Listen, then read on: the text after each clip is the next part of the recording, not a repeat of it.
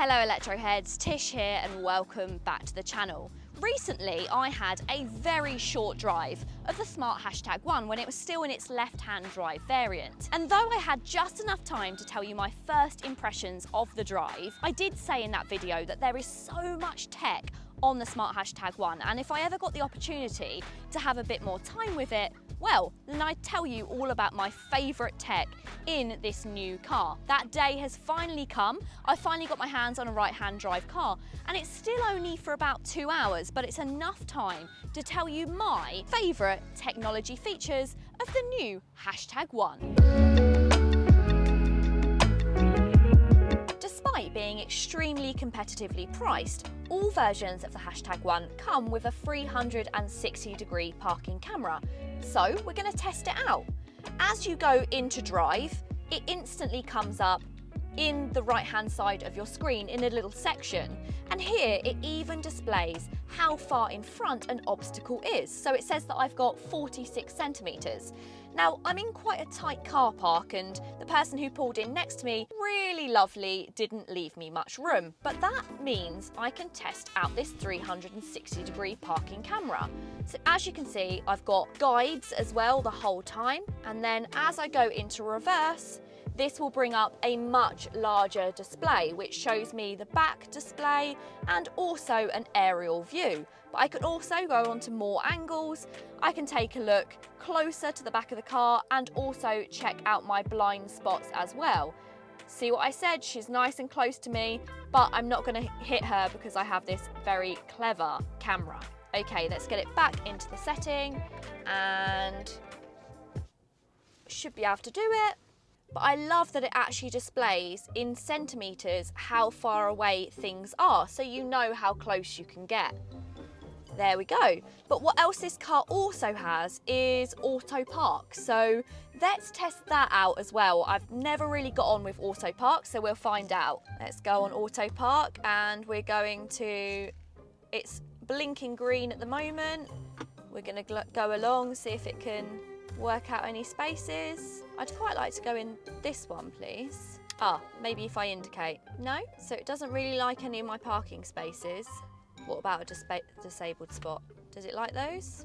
There you go, right. It's a disabled one, but for purposes of testing it out, we're gonna see if we can park in the space. You're sick, you know that? You're really sick. It should blink up green when it spots one that it likes. Of course it's not. Oh, smart. That's not very helpful. In theory, I feel like this should be really, really good, but it's just the fact that... Yeah, you can't help me with that right now. I don't really know how to use it. Cancel. Shut the f*** up. Oh, we've got a nice space here. Right, let's see if it can do this space. Everyone cross their fingers and toes. Oh, it's found one. Right, let's go for it. Right, check your surroundings. I'm completely coming away from everything now. Was that not correct? No. No feet on any pedals. No hands on the steering wheel.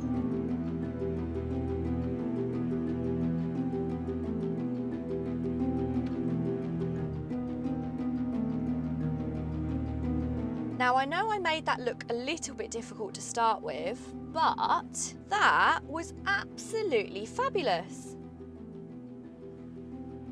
Is it going to break? Oh, we're going here. Well, I am well impressed with that. I know it took a little while to work out how to use it, but actually now I know how to use it. I wasn't indicating that was the problem. I really want to do that again. That was so much fun. I could just do this all day. Right, should we test it out again? Okay, let's go into auto park. I want to go into this one now on that side. Let's indicate. Oh, it doesn't like that one. Maybe thinks that one's a little bit tight. Right, let's try reversing. See if it can find one when reversing.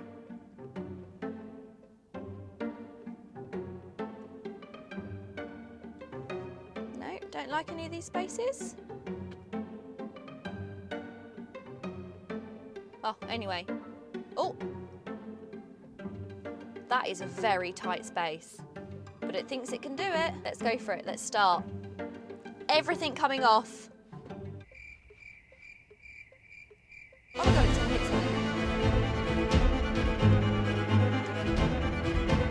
is an almighty tight parking space.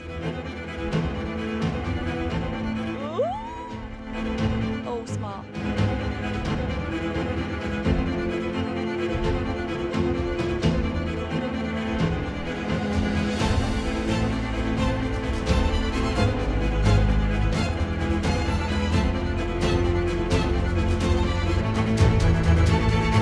Absolutely nailed it. Well done, little smart car. That was amazing. You're welcome. So, automatic parking, 360-degree camera. Massive, massive thumbs up from me. That was actually quite impressive. If you talk to a Tesla owner, apart from telling you that their car is good at pretty much everything, they probably will tell you that their car is very good with its voice recognition system. And that's just as well, because the voice recognition system in the Tesla, voice recognition, is that the correct term? Voice recognition? I've just made up my own word there. She's a genius. The voice recognition system in Tesla is very good, and it has to be because it controls so many systems, including opening the glove box and various other things. The Smart does have more functional controls. I've got physical controls on the steering wheel. I've also got loads of functionality in the central touchscreen, and I've got a physical actual opening glove box as well. But how is the Smart Assistant? Is it any good? We know it's very, very cute, but cute isn't going to be able to get me to my destination on time. So let's test it out. You can do it one of two ways. You can either use the controls on the steering wheel, open my driver's window. Impressive. Or you can also use the Hello Smart, close my driver's window. And both of these work pretty well. It doesn't cancel, so you do have to be aware of that, because if you're using it, if you wake it up by saying the magic words and then you ask it to do a function, it will continue to try and serve you before it turns itself off. So you do have to be aware of this, otherwise it will keep telling you over and over again that it doesn't know what you're asking. But maybe open my window was a little bit easy, so let's try something else. Hello, Smart. What would you like to do next? Where is my nearest charger? The following charging stations have been found. Please select. Hello, Smart. How many miles of range have I got left? The remaining travel distance is 229 miles. Okay, so that's all very good. Let's try and make it even more difficult. Can I get to Glasgow without charging? I'm sorry, but I can't help you with that right now. Okay, maybe that was a bit advanced, but let's face it, not many systems can do those types of controls. I wonder if it does anything funny. Hello, Smart. Tell me a joke. What would you like me to find for you now? Oh, no jokes either. That's a real shame. So it works well, it's intuitive, but it doesn't have any funny systems built into it. How about accents? I wonder how good it is with accents, and let's see who I can offend.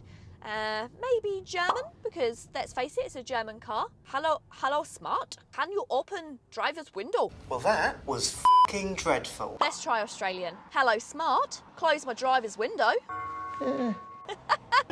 Okay, so I've offended Germany, I've offended Australia. Let's see if I can offend my own people. Right, we're gonna go for an Essex accent now. Hello, Smart. Can you open my window, please? I am learning this function. Please try again. Oh, Essex has got it stumped. Hello, Smart. Can you open my window, please? I'm sorry.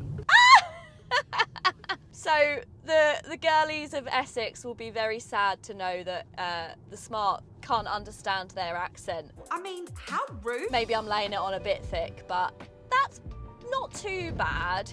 It is nice that you have the quirky element of it being a fox, because that's lovely. It just feels really personable. It's a bit of fun, but it's a shame that it doesn't do clever little functions like tell jokes or tell you little antidotes would be quite nice. But actually, for most of the things that you need it for, it's very, very good at doing that. It can find you locations, it can find you restaurants, it can call up restaurants, it can open your windows, it can turn up and turn down your temperatures.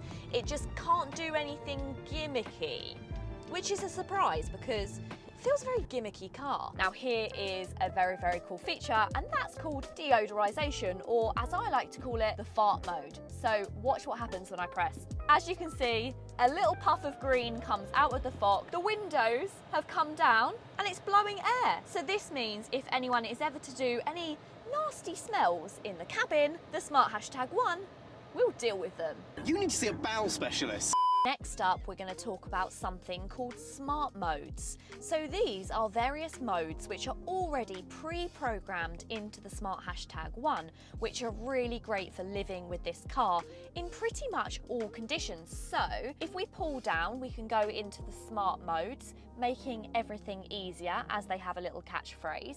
And when we open up this sub setting, this will bring up a few different preconditioned modes. This includes an entertainment mode. So this is for when you're leaving the car, you want to lock the car, but you want the people within the car still to be able to use the infotainment system, to already have all of your climate control and to feel comfortable. So for instance, if you're popping into the shops and you want to leave teenagers in the cars, you want them to be nice and comfortable with their temperature, and you also want them to be able to use the screen. However, you want to make sure they're safe. Well, you can set a timer for how long you want everything in the car to still work. You then have an eco mode. So this is when you're starting to run out of some of your battery. Perhaps you're trying to get to your charger and you're not sure if you're going to make it. Well, if you turn on Eco Plus mode, what this will do is it will turn down your power consuming functions, such as climate control, your ambient lighting features, and it will drive in eco mode to give you the most out of your range. Next up, we have got an energize mode. So this is one of my favorites. If you've been driving for a little while, you can turn on the energizing mode. And what this means is when you've been driving for, say, 2 hours, it will give you a sudden blast from the air conditioning, bringing all of that air from the exterior into the cabin and just making you feel refreshed. It's just refreshing. The last two modes are probably my favourites, and these are rest mode. So this is for when you're taking a nap. It will put your seat in a comfortable position. It will also shut all the windows. It will make sure your climate is at the optimum temperature, and it will also turn off all the ambient lighting to make sure you can have a good nap. You can even set an alarm on the system to be able to wake you up when your nap is done. Very similar to a very famous electric car, you have a pet mode, which will make sure all your windows and doors are locked, but it will make sure that you've got the optimum temperature to keep your pooch happy. And it'll also display a message onto the screen letting people know if they're poking their head in that your pet is safe and happy and you'll be back soon. Aww. So today's video was a little bit different from the standard reviews, but what do you think? Do you like tech reviews? Should I do more? Let me know. What do you think of the Smart #1? It's clever, right? I know there's going to be people in the comments saying Tesla have done that for years. I know Tesla have done that for years, but the important thing is more cars are doing it now, and we have more choice. We don't just have to have a bland Tesla. Please do not attack me. But we don't need to have a bland Tesla. We can also have some fun alternative baby SUVs with all of that fun tech. But let me know, out of all of the points that I've mentioned today, which is your favourite? Pop it in the comments down below. Maybe there's something I missed that you know about the #1. What is it? Pop that in the comments down below as well. If you have enjoyed the video, please do go ahead and give it a big thumbs up. Want to see more? Then you know what to do. Go ahead and hit the subscribe button. Until next time, guys. See you later. I'm getting attacked by flying ants.